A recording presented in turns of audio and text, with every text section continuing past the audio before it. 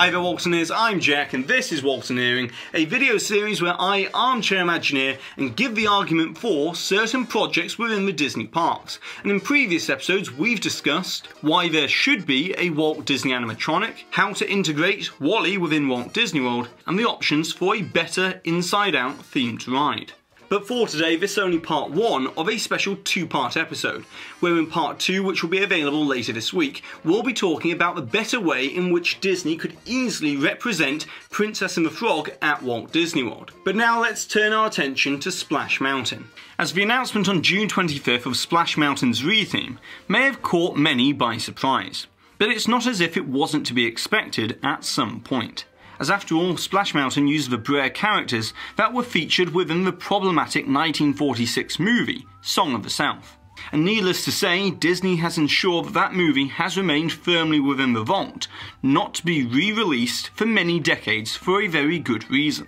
And that is the unrealistic portrayal that was not an accurate representation of Reconstruction era life for the African American community. But to remove all connections and references to this movie once and for all, Disney has announced a replacement of Splash Mountain. But importantly, they need to make it just as good, if not better than the original. And to do that over in Disneyland, it makes complete sense to retheme it to Princess and the Frog, as that park has New Orleans Square. And so it's reasonable to think that Disney can just simply extend the boundaries of New Orleans Square up through Bear Country, thus easily incorporating the Princess and the Frog retheme of Splash Mountain into Disneyland, and give guests the opportunity to go down the bayou with Tiana, Naveen and Louis the Alligator. But then that's where it all gets way more complicated. As you see, the announcement wasn't just about the Disneyland version of the attraction, but that announcement also included Walt Disney World as well, with Disney to duplicate the exact same concept for both versions of the ride, which is a common practice used within Imagineering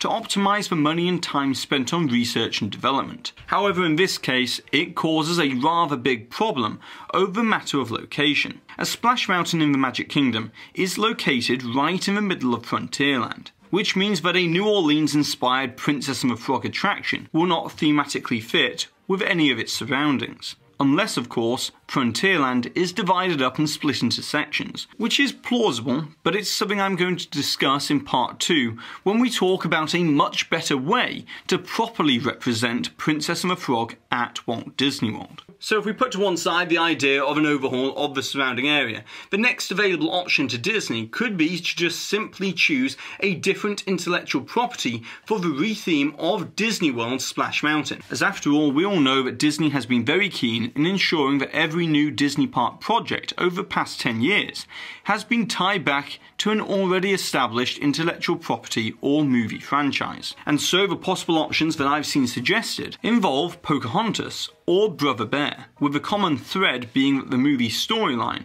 would fit with the attraction's log flume ride system, as Pocahontas has the song Just Around the River Bend and her famous waterfall dive, along with the possibility that the log could be rethemed to canoes instead. And then Brother Bear has rivers and streams featured throughout the story, and the log theming wouldn't look out of place within the attraction. But the underlying problem to these suggestions is actually something that has plagued Splash Mountain from the very beginning in Walt Disney World. As when you actually think about it, none of them make sense within Frontierland, as Pocahontas is set in Jamestown, Virginia, Brother Bear is set in Alaska, and Splash Mountain, which is based off Song of the South, is obviously set within the southern state of Georgia. And so despite Frontierland being about the American frontier, it's clear that since the opening of Big Thunder Mountain in the 1970s, Frontierland has become more about the westward expansion than that of the earlier Frontier era of the Louisiana Purchase and Davy Crockett. Which means that if we're trying to select a theme that complements the nearby Big Thunder Mountain,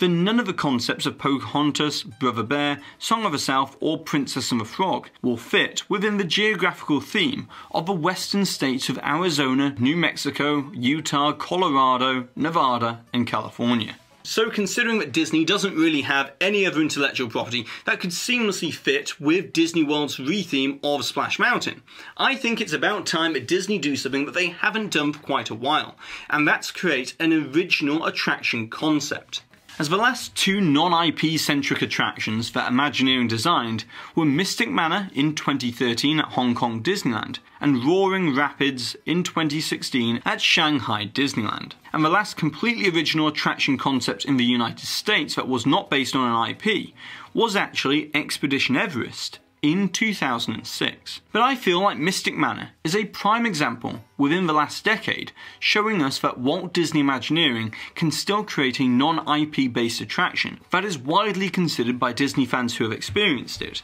to be up there with the classics, with its original score composed by Danny Elfman, and ride effects and technology that have trickled down to Disney's latest and greatest attraction in Rise of the Resistance. So designing an original attraction concept for the retheme of Splash Mountain at Walt Disney World is realistically the best direction to go in, so that the ride would thematically fit with its surroundings and would not need huge overall changes to the area. And the thing is, the solution has been tucked away within Imagineering's archives all this time, as it's so logical and makes so much sense that it's actually kind of unbelievable that this wasn't the announcement and the plan for the retheme of Disney World's Splash Mountain. And you see, it involves these three words: Western River Expedition. Now, for those of you who are well versed in Disney history, you'll know where I'm going with all of this. But for those of you who have never heard of a Western River Expedition, I'll leave links down below to great videos by Mark of Yesterworld and Rob of Midway to Main Street, so you can learn a lot more about the history of this attraction. But essentially, when the Magic Kingdom was being developed in the late 1960s, Imagineering thought that bringing Pirates of the Caribbean to Florida wouldn't really appeal to many guests as being exciting, exotic, or an unknown environment that they'd want to experience, as after all, pirate history and myths were already fully ingrained within many of the surrounding states. So it was decided that if Pirates of the Caribbean was bringing a little bit of the southeast to the west, then it would be a good idea to bring a little bit of the west to the southeast, with a concept that would be equally ambitious, if not more ambitious, than that of Pirates of the Caribbean, as this attraction concept was designed by the Disney legend, animator and Imagineer Mark Davis, who's responsible for some of the most iconic scenes found anywhere within the Disney parks, within Pirates of the Caribbean and the Haunted Mansion. Now, when I say Western River Expedition, I'm only actually referring to the traditional boat dark ride that would have been housed within two massive show buildings. But it was much more ambitious than just that, as to hide these massive show buildings, it was planned that the exterior would be themed to Utah's Bryce Canyon, and would also feature a runaway mine train roller coaster and a log flume attraction as well. And if those sound familiar, it's because Tony Baxter revived the idea of the roller coaster to serve as the basis of Big Thunder Mountain Railroad, and the log flume ride was kept as a concept that Imagineering would eventually work into Splash Mountain. And so, in the same vein of no good idea ever going to waste within Imagineering, I think that Disney should return to this concept one last time and incorporate some of the absolutely incredible storyline, scenes and ideas from the unbuilt Western River Expedition into the reimagining of Splash Mountain at Walt Disney World, instead of making it a Princess and the Frog attraction. And there are many reasons why this makes sense, as Disney World's Big Thunder is set within the fictional town of Tumbleweed, and every Big Thunder Mountain has the same official backstory of a natural disaster befalling the mining town. However, where it's an earthquake in Disneyland and Disneyland Paris, the backstory at Walt Disney World is that it was a flash flood. Then another good reason is that Disney could announce this at the 50th anniversary of Walt Disney World, and from a marketing point of view, instead of a backlash of removing a classic attraction, they can say that they're retheming Splash Mountain as a way to celebrate the history of the resort by bringing back elements of a forgotten attraction that was always meant to be at Walt Disney World, similar to how the Hatbox Ghost made a return for Disneyland's 60th anniversary. Then the last and most important reason is of course economic, as it's going to be relatively expensive and time consuming to make the adjustments needed to the concrete poured theming of Splash Mountain to make it properly look like a Louisiana bayou. Whereas the waterways of Splash Mountain as they currently are without any additional theming could already seamlessly pass as ancient canyon corridors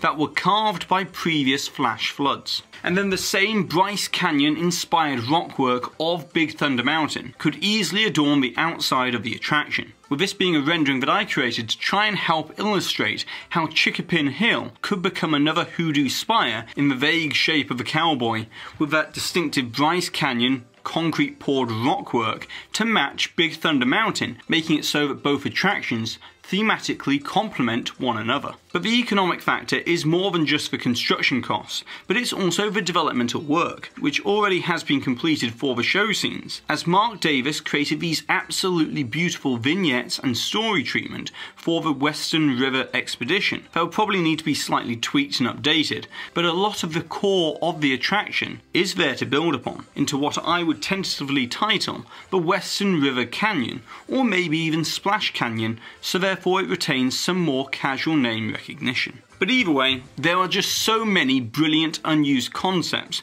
that should be brought to life, like the idea of having a talking owl called Hoot Gibson be the narrator for the attraction, similar to that of a talking skull at the beginning of Pirates. But here's where I think that Disney could update a lot of the concepts, as I would actually lean into that idea a lot more, with a mix of talking animals throughout the entire attraction, including horses, coyotes, moose, elk, bison, bobcats, raccoons, prairie dogs, goats, and maybe even black bears, desert foxes, and jackrabbits.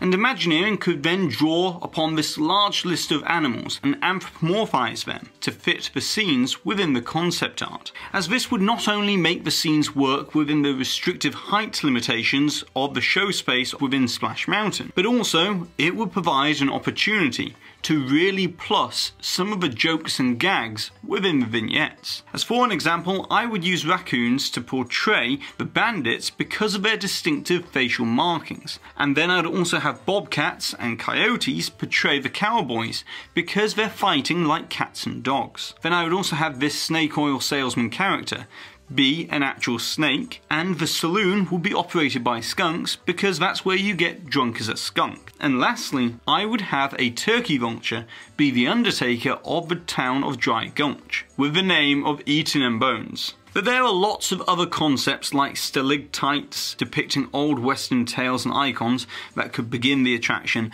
a scene of bandits robbing a stagecoach, and my personal favourite being this show scene of cowboys sitting around a campfire with animated cacti singing the theme song all together. So I think that you would agree that all of these concept ideas and artwork by Mark Davis are so good that they need to be brought to an imaginative environment. However, I wouldn't advocate for a complete adoption of all of the concepts, as some regarding the Native Americans and rain dances haven't aged very well since the 1960s. But I would keep the idea for the finale,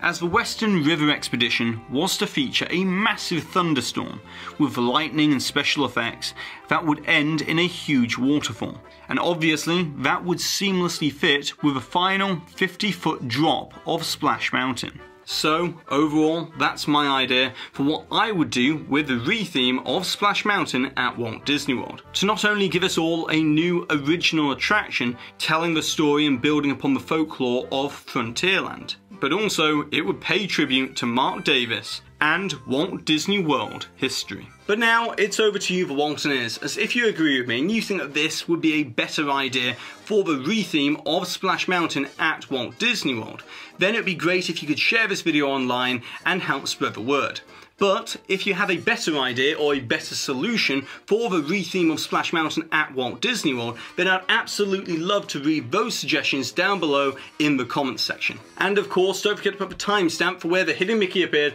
somewhere in this video along with your suggestion or your comment to be in the chance to win one of these official DSNY Newscast enamel pins. And congratulations to this Waltineer here for winning this suggestion from a previous video where we're talking all about the Avengers campus at Disneyland Resort. And so that's it for today. So be sure to go and subscribe down below if you're new to this channel. Hit that notification bell so therefore you always receive an update. And also if you've enjoyed this video and this new Waltineering series, then be sure to give this video a massive thumbs up as it really does help this channel out. And I've been Jack, you've been you, and I'll see you real soon.